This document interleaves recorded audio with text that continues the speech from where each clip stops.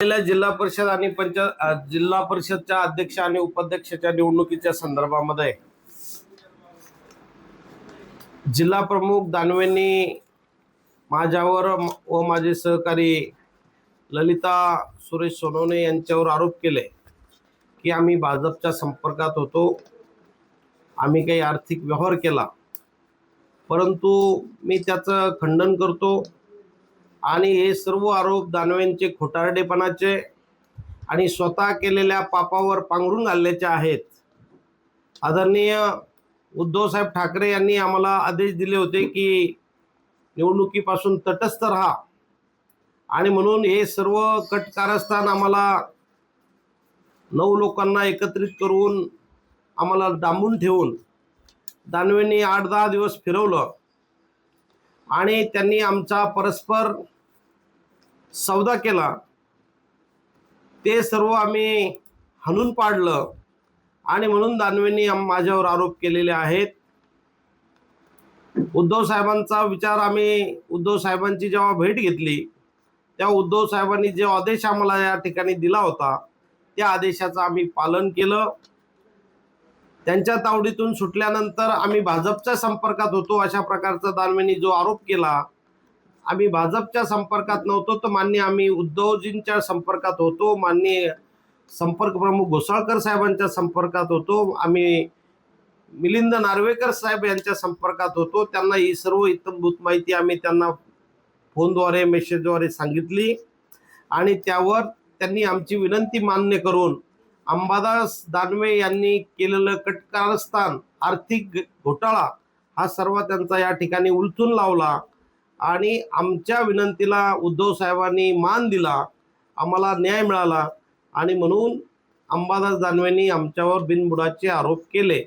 याचा खुलासा करण्यासाठी मी आज खास पत्रकार परिषदेचं आयोजन केलेलं होतं आहे। आपल्या सर्वांना पाडव्याच्या शुभेच्छा। तुम्हाला फिरवला आणि तुमचा परस्पर सौदा केला याचा अर्थ काय? परस्पर सौदा केला याचा अर्थ आम्हाला कोणालाही विश्वासात न घेता परस्पर आमच्या सदस्यांची सौदेबाजी त्यांनी केली, जी की उद्धव साहेबांना अभिप्रेत नव्हती। काय त्या सौद्याची रक्कम काय होती?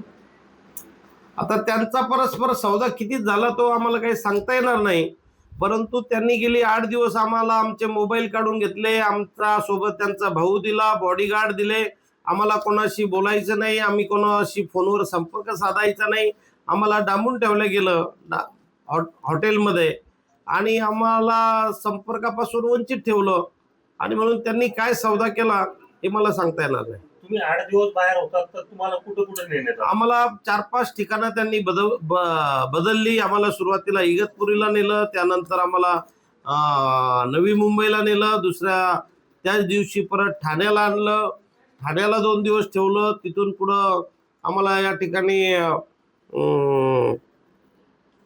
आणखी दुसऱ्या ठिकाणी नेण्यात आलं, कर्जतला नेण्यात आलं आणि कर्जतून आम्हाला थेट गोव्याला त्या ठिकाणी पाठवण्यात आलं आणि गोव्याहून आम्ही जसं छत्रपती शिवाजी महाराजांनी सुटका त्यांनी स्वतःची करून घेतली विरोधकांच्या तावडीतून, तसं आम्ही सुद्धा दानवेंच्या तावडीतून आम्ही सुटका केली, तिथून बाहेर पडलो आणि उद्धवजींच्या संपर्कात गेलो। उद्धवजींना ही सगळी इत्थंभूत माहिती आम्ही सांगितली। आम्ही कोणाच्याही भाजपच्या संपर्कात गेलो नाही, आम्ही कुठल्याही आर्थिक आमिषाला बळी पडलो नाही आणि त्याचा राग म्हणून त्यांनी आमच्यावर आरोप केलेले आहे। आता पुढील भूमिका काय? पुढील भूमिका आमची उद्धव साहेबांच्या सोबत आहेत। उद्धव साहेबांचा विचार, उद्धव साहेबांचा पक्ष या विधानसभा मतदारसंघामध्ये राबवणं, मोठा करणं आणि परत या वैजापूर विधानसभेला एक चांगलं गतवैभव उद्धव साहेबांच्या नेतृत्वाखाली आणून देणं हीच आमची भूमिका आहे।